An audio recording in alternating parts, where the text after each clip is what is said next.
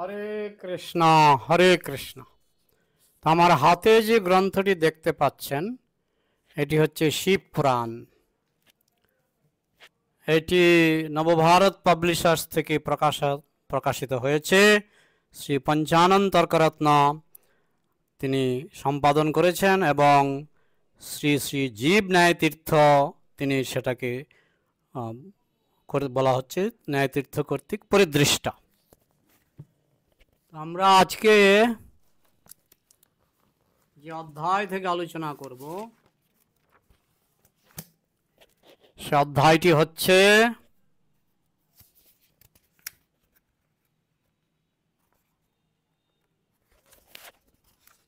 শিবপুরাণ।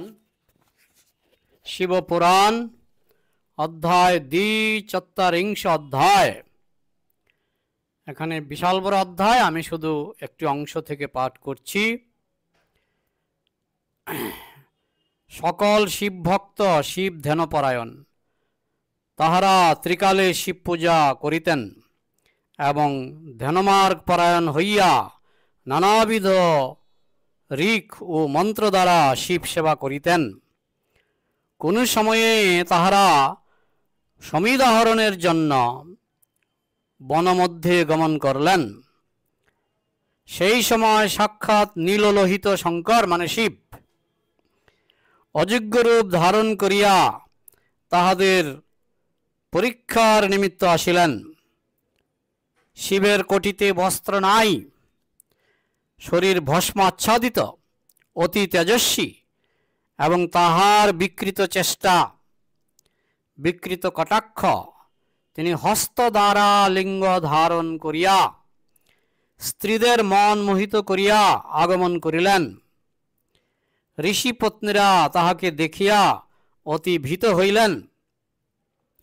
কোন কোন ঋষিপত্নীরা ব্যগ্র ও বিস্মিতা হইয়া তথায় আসিলেন।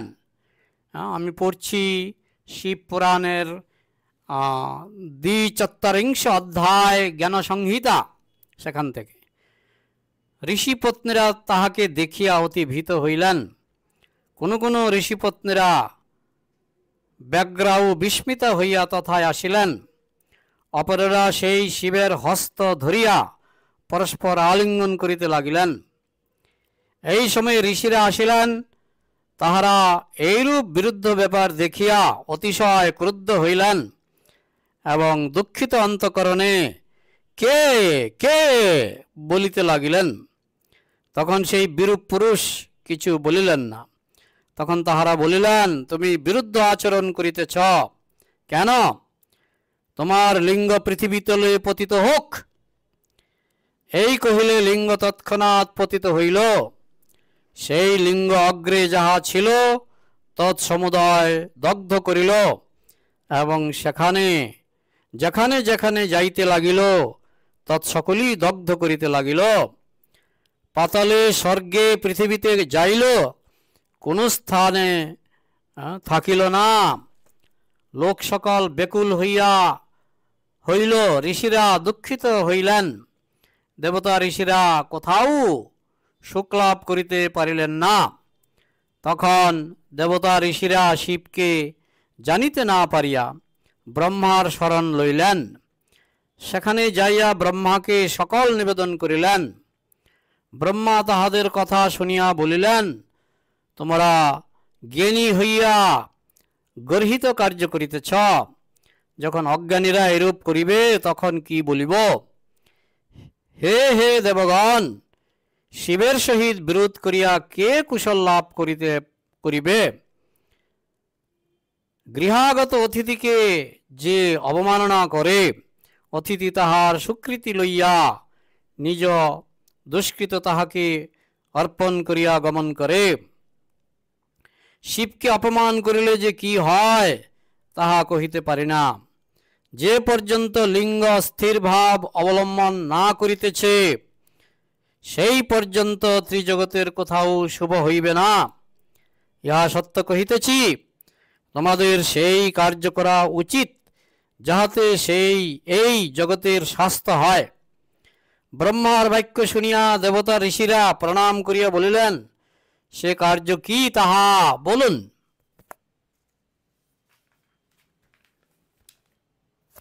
তাহা আদেশ করুন। তাহারা এরূপ কহিলে ব্রহ্মা তাহাদিগকে বলিলেন, মঙ্গলদায়িনী গিরিজা দেবীর আরাধনা করো। গিরিজা মানে দুর্গা। তিনি যদি প্রসন্ন হইয়া যোনিরূপ ধারণ করেন, যোনি স্ত্রীলিঙ্গকে বলা হয় যোনি, আর পুরুষ লিঙ্গ এখানে বলা হচ্ছে লিঙ্গ। তাহলে গিরিজা মানে দুর্গাকে তার যোনিরূপ ধারণ করতে বলা হোক, হইলে এই লিঙ্গ স্থির ভাব অবলম্বন করিবে, তাহলেই এই লিঙ্গ স্থির হবে। মহাদেবের আরাধনার নিয়ম এই যে এই প্রকার করিবে। অষ্ট দল সব আঁকিয়া পৃথিবীর দুর্বা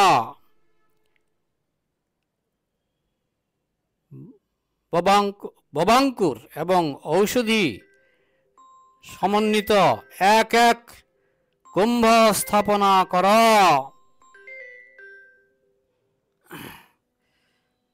তো কুম্ভ স্থাপনা কর এবং তা তীর্থ জলে পূর্ণ কর।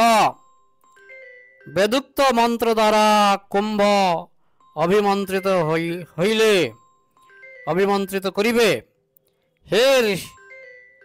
হে ঋষি মত্তগণ, সেই জল দ্বারা লিঙ্গকে অভিষেক করিবে। শতরুদ্রাদি মন্ত্র দ্বারা প্রক্ষিত হইলে শান্তি লাভ করিবে। গিরিজা যোনি মানে দুর্গার যোনি স্বরূপ বান তথায় স্থাপিত করিয়া তাহাতে লিঙ্গ স্থাপন করিয়া অভিমন্ত্রিত করিবে। গন্ধ চন্দন পুষ্প ধূপ দীপ আরত্রিক পূজা দ্বারা পরমেশ্বরকে সন্তুষ্ট করিবে। প্রণিপাত স্তব বাদ্য গান করিবে। এই প্রকার সস্তয়ন করিয়া জয়ধ্বনি করিবে। হে দেবেশ, প্রসন্ন হও। শঙ্কর আরাধনায় সন্তুষ্ট হইলেন। পার্বতী বিনা অন্য লিঙ্গ ধারণ করিতে সমর্থ হইবে না, তিনি ধারণ করিলেই শান্তি হইবে। দেবতা ঋষিরা এই বিবেচনা করিয়া ব্রহ্মাকে অগ্রে করিয়া গিরিজাকে প্রসন্ন করিয়া প্রার্থনা করিলেন। পার্বতী তাহা পূর্ণ করিলেন। দেখো, ঋষিরা পূর্বোক্ত বিধি দ্বারা যথাবিধি মন্ত্রে উত্তম লিঙ্গ স্থাপন করিলেন। স্তব পূজা মন্ত্র দ্বারা সকল লোকের সুখের নিমিত্ত মহাদেবকে পরিতুষ্ট করিতে অবস্থিতি করিলেন। এইভাবে পার্বতীর যোনিতে শিবের লিঙ্গ স্থাপিত হইল। তারপরে কি? লিঙ্গ স্থাপিত হইলে জগতে সুখ হইল।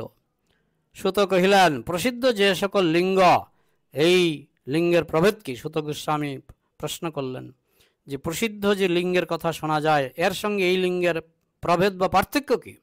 তাহা বলি, শ্রবণ করুন। সুত গোস্বামী ব্যাখ্যা করলেন যে দুই প্রকারের লিঙ্গ আছে। পার্থিব রুদ্র প্রদর্শিত যে লিঙ্গ, পার্থিব লিঙ্গ মানে পৃথিবীর লিঙ্গ, সেই লিঙ্গই এখানে বর্ণিত হয়েছে। আরেক প্রকার লিঙ্গ আছে এত অতিরিক্ত জ্যোতির্লিঙ্গ, যে সম্পর্কে শ্রীমদ্ ভাগবতে বলা হয়েছে। তো জ্যোতির্লিঙ্গ আর পার্থিব লিঙ্গ দুই প্রকার লিঙ্গ। তো এখানে যে পার্থিব লিঙ্গ এবং যোনির কথা বলা হয়েছে, দুর্গার যোনি এবং পার্থিব লিঙ্গ, সেটা ওই একাদশ রুদ্র যারা, তাদের সেই পার্থিব লিঙ্গ আছে। কিন্তু মহাবিষ্ণু যিনি আদি শিব, তার লিঙ্গ হচ্ছে জ্যোতির্লিঙ্গ। দুই প্রকার লিঙ্গের কথাই আমাদের শাস্ত্রে বর্ণনা করা হয়েছে। হরে কৃষ্ণ।